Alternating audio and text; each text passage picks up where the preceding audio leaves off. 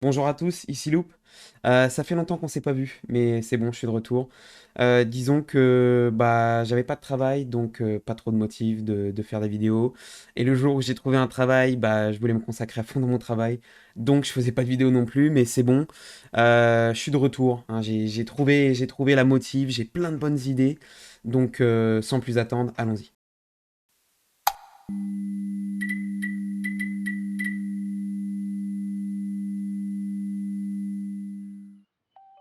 Donc aujourd'hui, on continue la série tuto sur Katia V5.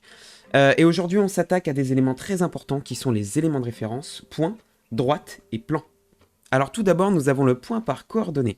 Le point par coordonnées consiste tout simplement à fournir des coordonnées x, y et z, et le point sera positionné avec ces coordonnées par rapport au système d'axe. Alors par défaut, le système d'axe choisi par Katia est le système d'axe d'origine. Mais vous pouvez très bien créer un autre système d'axe avec cette petite fonction ici, dont j'avais déjà parlé dans le premier épisode sur les tutos Katia. Vous pouvez créer un autre système d'axe ou tout simplement définir un autre point d'origine et il utilisera les mêmes directions que le système d'axe d'origine. Alors ensuite, nous allons avoir le point sur courbe, qui, comme son nom l'indique, est tout simplement un point positionné sur une courbe. Ce qu'il reste à savoir, c'est à quel endroit de la courbe il est positionné, et ça, je vais vous expliquer comment ça fonctionne. Donc si on sélectionne la courbe que j'ai créée juste ici, il va déjà sélectionner un point d'origine, qui va être ici, donc une extrémité par défaut, qui peut être celle-ci ou celle-ci. Donc imaginons, on va sélectionner celle-ci. On va dire que la distance par rapport à ce point va être dans cette direction. Et donc là, on va avoir trois possibilités. On va avoir distance sur la courbe, soit géodésique, soit euclidien. Alors, une distance géodésique, c'est tout simplement une distance qui correspond à la longueur de la courbe entre le point d'extrémité et le point construit. Alors qu'une longueur euclidienne est la distance la plus directe entre ces deux points, ces mêmes deux points. Donc là, par exemple, si je sais pas, je vais dire 50, allez, on va dire 50 mm en géodésique. On va faire aperçu. Et donc là, il positionne le point jusqu'ici. Si on fait 50 mm en euclidien, ça va être à peu près pareil. Non, ouais, non, c'est pas exactement comme ça qu'il faudrait que je le fasse, je pense. On va tout simplement dire, je sais pas, 200 mm. Voyons voir où ça nous emmène. Voilà, ça nous emmène ici. Si on fait 200 mm en euclidien, voilà, vous voyez, en fait, c'est 200 mm sur le chemin le plus court. Donc en gros, c'est 200 mm de droite qui sépare ces deux points, tout simplement. Alors qu'en géodésique, c'est 200 mm de courbe qui sépare ces deux points. Voilà. Ensuite, on va avoir distance selon direction. Alors, on peut très bien dire que la distance selon la direction, ce sera selon l'axe Y dans cette direction, et que le décalage, il sera de, je sais pas, 100 mm. Voilà. Et voilà. Et en gros, ça va tout simplement déplacer en fait un plan qui est normal à la direction qu'on a choisie. Ça va le déplacer en partant de ce point-là, de 100 mm, et ensuite ça va, à 100 mm, ça va faire en fait un point d'intersection entre ce plan et la courbe qu'on a choisie. Et ensuite, pour finir, on va avoir une fraction de longueur de courbe qui va tout simplement... Donc par exemple, si je sélectionne un ratio de 0,5, vous en doutez, ce sera la moitié de la courbe. Mais imaginons que j'ai envie que ce soit, je sais pas, au quart de la courbe, donc je vais dire 0,25, et voilà. Si j'ai envie que ce soit au tiers de la courbe, je vais mettre 0,33, et voilà. Après, vous pouvez faire un point milieu d'un clic. Tout simplement en sélectionnant cette option ici. Voilà, il va lui-même choisir l'option fraction de longueur de courbe et rentrer la valeur ratio de 0,5. Donc par exemple, voilà, si je fais distance selon la courbe, je vais faire point milieu, il va passer en fraction de longueur de courbe avec un ratio de 0,5. Et pour finir, il y a une option qui s'appelle extrémité la plus proche, qui va tout simplement, par rapport au point de référence, donc qui est sélectionné juste ici, qui va tout simplement projetez votre point à la première extrémité, à la première arête, entre guillemets, de courbe. Donc là, si je fais extrémité la plus proche, ça va être logiquement celle-ci. Mais imaginons, je sais pas, il y a une extrémité, genre ça concerne deux arcs de cercle, et le lien entre les deux arcs de cercle va créer une extrémité. Et bah tout simplement, plutôt que d'aller jusqu'au bout de la courbe, ça va s'arrêter au milieu, donc à l'extrémité qui est entre les deux arcs de cercle. Ensuite, nous allons avoir les points sur plan. Personnellement, j'utilise jamais cet outil, je l'ai jamais utilisé même tout court. Parce que ça revient un peu au même que d'utiliser les points par coordonnées. Sauf que là, on va pas sélectionner les coordonnées de 3 axes, on va sélectionner un plan et les coordonnées de 2 axes. Donc, ce que je trouve pas très très logique. Enfin bref, mais bon, peu importe. Imaginons, on sélectionne voilà, ce plan ici. Donc on va sélectionner ce plan et ça va par rapport donc à une origine, à une référence, à un point de référence. Positionner un point. Et donc vous les voyez ici, donc il y a ici la référence horizontale et verticale. Je suis pas certain, mais je pense qu'on peut quand même les inverser. On va tester. Si on clique dessus, est-ce qu'il peut les inverser? Non, il peut pas les inverser, donc non, pas du tout. Donc il faut faire avec, il faut tout simplement positionner le point là où on veut, comme ceci. Et voilà, après vous avez projection sur surface, qui n'a un peu aucun intérêt. Et personnellement, je vais être très honnête avec vous, pardon, je sais même pas comment ça fonctionne. Mais si jamais vous avez besoin de savoir comment ça fonctionne, vous connaissez la chanson, vous me demandez en commentaire et je reviendrai dessus dans une autre vidéo. Voilà. Ensuite, nous allons avoir l'outil de point sur surface. Tout simplement, cet outil nous permet de positionner un point sur une surface selon une direction et une distance. Et évidemment, avec un point de référence. Donc, je vais déjà sélectionner ma surface. Par défaut, il va sélectionner comme point de référence le milieu de la surface. Mais moi, je peux très bien lui préciser que j'ai besoin d'un point à une extrémité de la surface. Mais nous, voilà, on va considérer que notre point de référence, c'est le milieu de la surface. Ensuite, pour la direction, je peux lui préciser que la direction, c'est l'axe Y. Et que derrière, je veux positionner le point à 100 mm par rapport au point milieu selon la direction de l'axe Y. Et voilà, voilà ce qui me crée. Donc en fait, c'est un peu le même principe que tout à l'heure. Là, si on lui précise une direction, il va tout simplement construire un plan qui est normal à la direction qu'on lui a précisée, le positionner de manière parallèle par un point. On verra, c'est même un outil tout à l'heure dans les plans. Et derrière, tout simplement déplacer ce plan de 100 mm selon sa direction normale et créer une intersection entre la surface, la surface,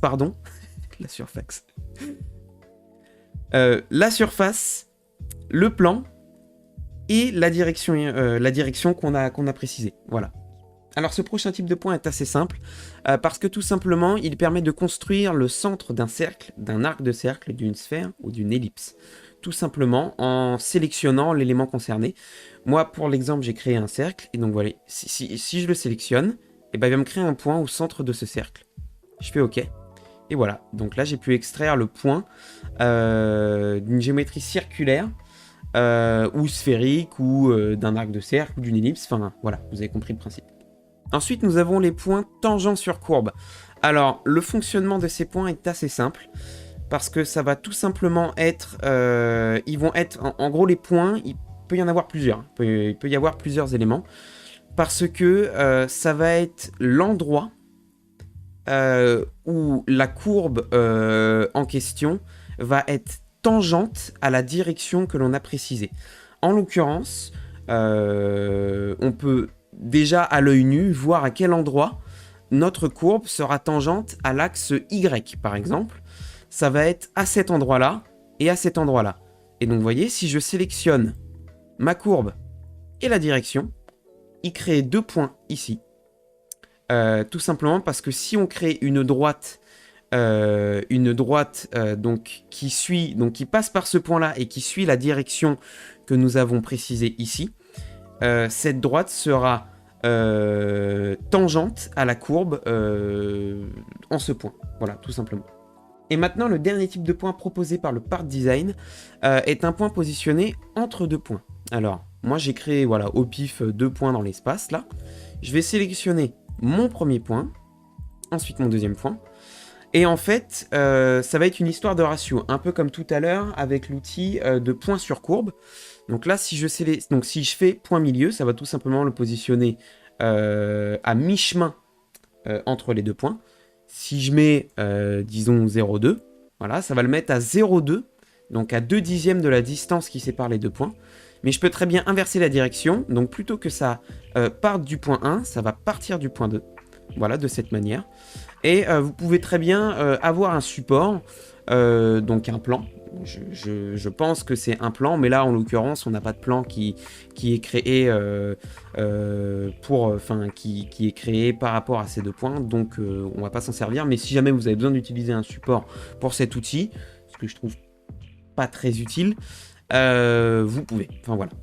Alors parlons du premier outil de droite, qui est l'outil de droite point-point.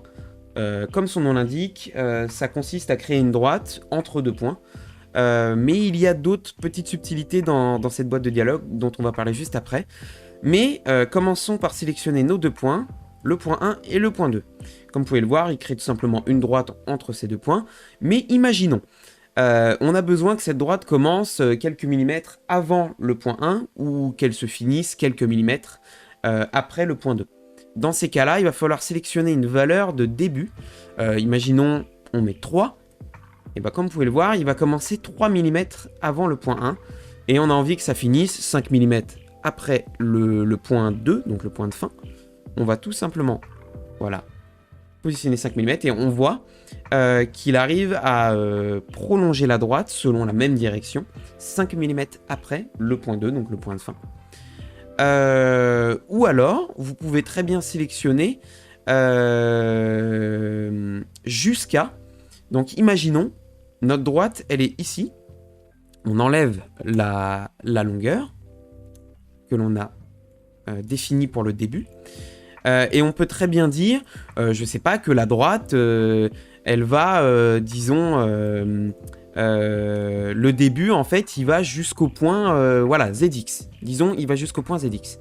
Vous sélectionnez votre élément ZX, et donc là, il va prolonger la droite, si on regarde bien, il prolonge la droite jusqu'au plan, et on peut faire la même chose pour la fin, en sélectionnant le jusqu'à ici, on peut dire qu'il va jusqu'au plan ZY, voilà, disons ZY, et voilà, il prolonge la droite jusqu'au plan ZY, voilà, en passant par les deux points que vous avez sélectionnés au début, toujours, bien évidemment.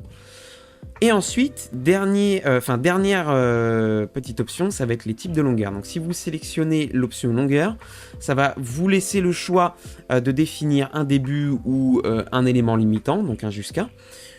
Vous pouvez très bien sélectionner le point début infini, ce qui veut dire que après ce point-là, la droite va être infinie. Voilà, donc là, elle est tout simplement infinie. Vous pouvez chercher, hein, elle est tout simplement infinie. Il n'y a pas de... Voilà, elle est infinie, quoi. C'est tout ce que je peux dire. Vous pouvez sélectionner le point de fin infini. Donc là, le début ne sera pas infini, mais le point de fin, donc le point 2 en l'occurrence, le sera. Et une droite entièrement infinie. Voilà, donc qui sera infinie dans les deux directions par rapport aux deux points. Et si on revient sur longueur, on va aussi avoir...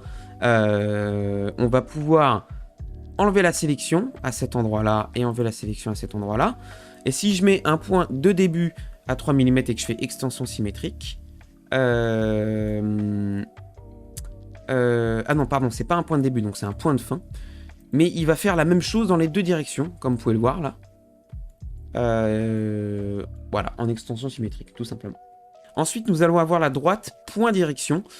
Comme son nom l'indique, c'est une droite qui va être créée par rapport à un point et selon une direction. Donc, imaginons, je vais sélectionner donc mon point juste ici. Et je veux que Katia me crée une droite qui, à partir de ce point, crée une droite selon la direction de l'axe X. Et voilà, donc là, il va tout simplement créer une droite qui part de ce point selon la direction. et qui va jusqu'à 20 mm. Donc voilà, jusqu'à la fin qui est définie juste ici. Je peux bien évidemment faire comme tout à l'heure, définir un jusqu'à au début et à la fin, mettre un point début infini, un point de fin infini, une droite complètement infinie. On peut faire une extension symétrique si on veut qu'il y ait 20 mm dans les deux directions. Seule petite différence, c'est que cette fois-ci, si on sélectionne un début, ça va pas agrandir la droite dans cette direction. Si je mets un début de 10 mm, le début va être avancé de 10 mm. Mais en l'occurrence, je ne crois pas qu'on puisse mettre une valeur négative. Si, on peut. Non, j'avais juste souvenir qu'on pouvait pas, mais si on peut. Vous pouvez mettre une valeur négative si vous avez besoin que la droite commence avant le point et pas après. Enfin voilà, c'est à peu près la même chose, c'est juste que là, c'est un point et une direction et pas deux points. Ensuite, nous avons la droite que j'ai le plus utilisée dans Katia ou 3D Experience, qui est la droite angle normal à une courbe. Alors, tout simplement, cette droite vous permet, ce type de droite, cet outil de droite vous permet de créer une droite qui, par rapport à une autre droite, a un angle selon, sur un plan et selon une direction et avec une valeur d'angle donnée. Donc, imaginons, on a comme d'habitude, ça je vais pas en parler à chaque fois, mais on a début, fin, jusqu'à type de longueur, enfin ça je pense que vous avez compris le système, les extensions symétriques, voilà, tout simplement. Mais sélectionnons donc, je sais pas, par exemple, on a besoin de créer une droite qui va être à 30 degrés de l'axe Z sur le plan YZ, pardon. Donc on va sélectionner notre courbe, ensuite le point et le support. Donc voilà. Et donc là, on peut sélectionner tout simplement 30 degrés. Et donc voilà, il nous a, en fait, là, le logiciel nous a créé une droite à 30 degrés par rapport à l'axe Z. Et puis ensuite, comme je vous l'expliquais tout à l'heure, vous pouvez définir un début, une fin, jusqu'à un type de longueur. Et voilà, c'est à peu près pareil. Et ça peut aussi être normal à la courbe. Donc, normal à la courbe, en gros, ça implique une perpendicularité, tout simplement. Et vous pouvez inverser la direction, comme d'habitude. Voilà, tout ça maintenant, vous connaissez bien, les débuts jusqu'à fin, tout ça. Voilà. Le principe, là, c'est juste de pouvoir créer une courbe, une droite, qui est en un point et sur un support à un tel angle de la droite ou de la courbe précise. Alors ensuite, nous avons la droite tangente qui, comme son nom l'indique, permet de créer une droite tangente à une courbe ou à une droite en un point. Donc tout simplement, moi je vais sélectionner la droite que j'ai créée ici. L'élément 2, je ne sais pas pourquoi ça s'appelle élément 2, mais l'élément 2 correspond au point par lequel en fait la droite tangente qu'on cherche à construire doit être tangente. Hop, et donc là ça nous a tout simplement créé une droite. Donc on va peut-être, je crois qu'on peut augmenter un peu la longueur, là voilà. Ça crée une droite qui est tangente en fait à cette courbe en ce point.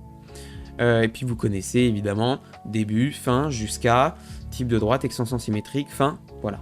Et ensuite vous allez avoir ici un autre type de droite qui va être la droite bitangente.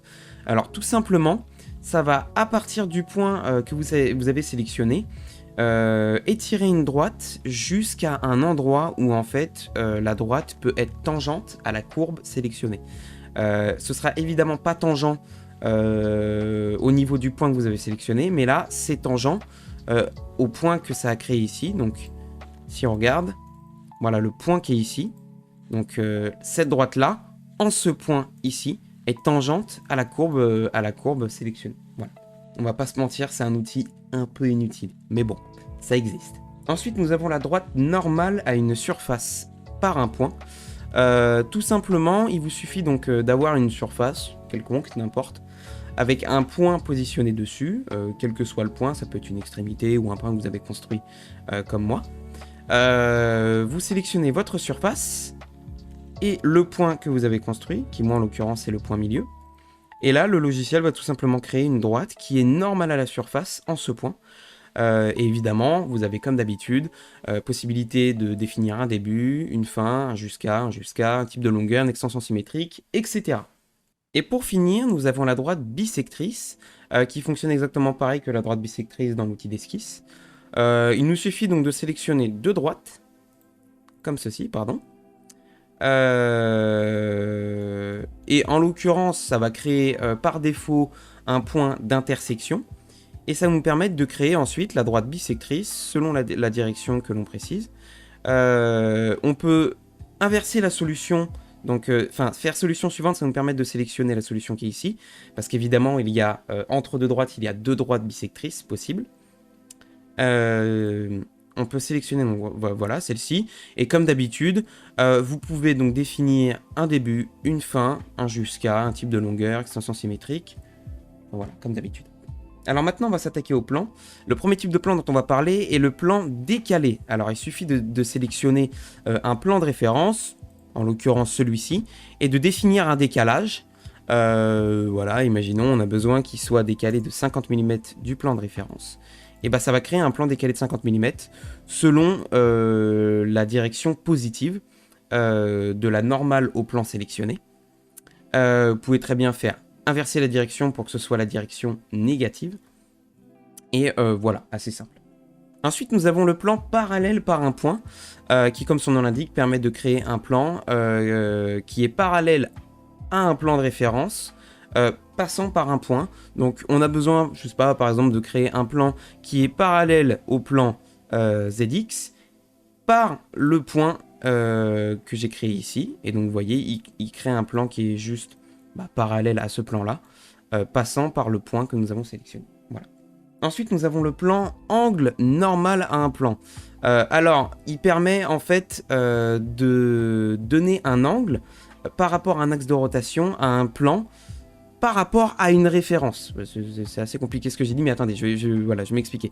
Donc, imaginons, on a besoin de créer un plan qui est à 45 degrés du plan YZ, en rotation autour de l'axe Z. Donc, je vais sélectionner l'axe Z, le plan YZ, et donc là, je peux mettre, je sais pas, par exemple, 45 degrés. Et voilà. Donc, il a tout simplement créé un plan qui est à 45 degrés du plan YZ, voilà, comme sélectionné ici, en rotation autour de l'axe Z que nous avons sélectionné ici. Voilà. Vous avez aussi possibilité de préciser que le plan que vous construisez doit être à un angle normal au plan de référence, ce qui veut dire à 90 degrés, tout simplement. Si vous cliquez, voilà, ça définit 90 degrés. Donc en gros, voilà, ça crée un plan qui... c'est comme si ça créait un plan qui passait par deux droites, qui passait à la fois par l'axe Z que l'on a sélectionné ici, et par la direction normale du plan de référence sélectionné ici. Alors ensuite, nous avons le plan par 3 points. Pour ceux qui ne le savent pas, 3 points sont forcément sur le même plan. C'est pour ça qu'on peut créer un plan à partir de 3 points. En l'occurrence, moi j'ai créé 3 points ici, je vais les sélectionner. Et on va voir qu'il va être capable donc de construire un plan. Notez aussi que vous pouvez déplacer le plan.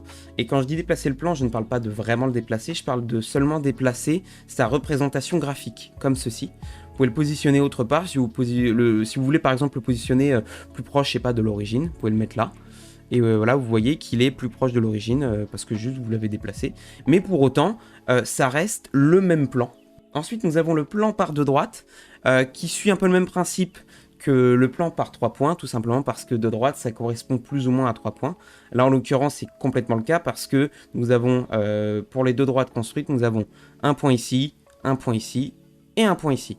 Donc, si je sélectionne les deux droites, il va être capable donc, voilà, de créer un plan qui passe par les deux droites, sur lequel les deux droites sont positionnées, tout simplement.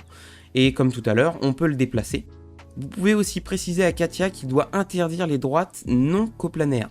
Alors, en l'occurrence, les droites construites ici sont coplanaires parce qu'elles sont contenues sur le même plan. Mais imaginons, je sais pas, la droite 2, elle est un peu plus haute. Ça permet quand même de créer un plan, tout simplement en projetant la droite 2 un peu plus bas. Mais les droites ne sont pas coplanaires, ce qui fait que ça peut créer des erreurs par la suite si vous modifiez une des deux droites. Donc vous pouvez très bien préciser à cette boîte de dialogue que le plan doit être construit avec deux droites qui sont coplanaires, contenues sur le même plan. Auquel cas, sinon, la boîte de dialogue se met en erreur et le plan n'est pas construit. Le prochain plan suit un peu le même principe que les deux plans dont on a parlé juste avant, parce que ça va être un plan par un point et une droite. Voilà, donc c'est un peu un mix des deux. Imaginons, voilà, on sélectionne une droite, pardon, il fallait commencer par sélectionner le point, mais c'est pas grave. Donc on a sélectionné notre droite ici, et ensuite on sélectionne le point. Et voilà, donc là ça fait exactement pareil, ça crée un plan sur lequel sont positionnés la droite et le point que nous avons sélectionné. Pouvons encore déplacer la représentation graphique du plan là où nous voulons, enfin voilà. Plus ou moins la même chose que les deux plans dont on a parlé juste avant. Ensuite, nous avons un plan très intéressant que j'ai pu utiliser quelques fois, qui est un plan par une courbe plane. Alors, tout simplement, comme son nom l'indique, vous pouvez créer un plan à partir d'une courbe qui est contenue sur un seul plan. Donc voilà, qui peut être représenté par deux dimensions. Voilà. Donc là, en l'occurrence, j'ai créé une courbe qui ressemble à ça. Et si je la sélectionne, le logiciel va être capable, en fait, tout simplement, de créer un plan parce que cette courbe est capable, en fait, de couvrir une aire plane qui permet au logiciel, derrière, de créer un plan. Voilà, donc ça peut vous servir si jamais vous avez une géométrie complexe qui reste plane et vous avez besoin d'en extraire un plan. Enfin voilà, moi ça m'a servi pas très souvent, mais quelques fois, et on est bien content de l'avoir parce que sinon c'est un peu galère. Ça peut être un peu galère. Enfin, c'est un outil pour moi qui est vachement important. Ensuite, plan très utile qui est le plan normal à une courbe. Comme son nom l'indique, il permet de créer un plan qui est normal à la courbe sélectionnée en passant par un point. Donc moi en l'occurrence, voilà, je vais sélectionner ma courbe et le point juste ici, et on se rend compte que Katia, il construit un plan qui est normal à cette courbe en passant par ce point. Donc c'est un outil très utile que moi j'utilise beaucoup, et si vous concevez, vous serez amené au moins une fois à l'utiliser. Voilà. Ensuite, nous avons le plan tangent à une surface qui fonctionne de la même manière que le plan normal à une courbe, tout simplement parce que en fait, cet outil va tout simplement créer la droite normale à la surface par rapport au point sélectionné, et il va créer le plan qui est normal à cette normale de surface. Donc en voilà, si je sélectionne la surface et le point, il crée un plan voilà, qui ressemble à ça. Et c'est comme si en fait on avait créé une droite normale à la surface et créé ensuite un plan normal à la droite que l'on a créé par rapport à un point. Voilà. Donc c'est un outil personnellement que j'ai pas beaucoup utilisé, mais il peut être pratique dans quelques situations si jamais vous faites pas mal de surfacique. En part design, c'est pour moi pas très utile. Mais on sait jamais. Et pour finir, nous allons avoir le plan par équation et le plan moyen. Très honnêtement, je ne sais pas comment ça fonctionne. Donc on va pas en parler, mais si jamais vous avez besoin de savoir comment ça fonctionne, j'essaierai de me regarder pour voir comment ça fonctionne et vous expliquer un maximum en détail le fonctionnement de ces deux outils. Mais en l'occurrence, je ne sais pas les utiliser, donc je vais pas en parler. La dernière chose dont on va parler aujourd'hui est le principe de sous-opération. Donc en fait, ce principe vous permet de créer des opérations dans des opérations. Imaginons que j'ai besoin de créer un plan qui est normal à une droite, et cette droite qui passe par un point tout en ayant un angle par rapport à une autre droite. Imaginons. Donc je vais créer d'abord le plan, préciser que ce plan va être normal à une courbe. La courbe, on va pouvoir la créer, donc on va faire créer la droite. On va dire que cette droite elle est par rapport à un point que l'on doit créer. Ce point, voilà, il va être, je sais pas, voilà, disons Y10. On va faire OK, donc le point est ici. La courbe dont on veut, enfin, par rapport à laquelle on veut créer un angle, c'est celle-ci. Et le support par défaut, ça va être celui-ci. On peut inverser l'angle et mettre, je sais pas, moins 45 plutôt pour que ce soit, voilà, plus cohérent. Et on va refaire OK. Donc là, ça a créé la droite en l'occurrence. Et donc, il a sélectionné la droite que nous venons de créer en tant que sous-opération, qui elle-même a été créée par rapport à un point qui était en sous-opération. Et on peut maintenant sélectionner le point extrême de la droite et faire OK. Et si on regarde bien, vous avez, voilà, en fait, vous avez une droite qui est sous le plan. Et sous cette droite qui est sous le plan, vous avez un point qui est, voilà, qui... Donc en gros, c'est le principe des sous-opérations. Et ça, ça peut être, enfin, vous pouvez le faire à l'infini. Voilà, vous pouvez le faire à l'infini. Et c'est souvent pratique quand vous n'avez pas envie donc, de créer une géométrie avant de créer l'opération. Vous pouvez juste lancer l'opération, créer la géométrie dans l'opération. Et ensuite, faire votre opération. Et ça aura tout simplement créé cette géométrie en tant que sous-opération. Bon voilà, c'est fini pour aujourd'hui. J'espère que ce tuto vous aura aidé. N'hésitez pas, si jamais vous avez des questions, à me les poser soit en commentaire, soit à l'adresse mail qui s'affiche juste en dessous. Sur ce, je vous dis à très bientôt, à très vite pour plein de prochaines vidéos. Il y a plein de projets qui arrivent. Ciao.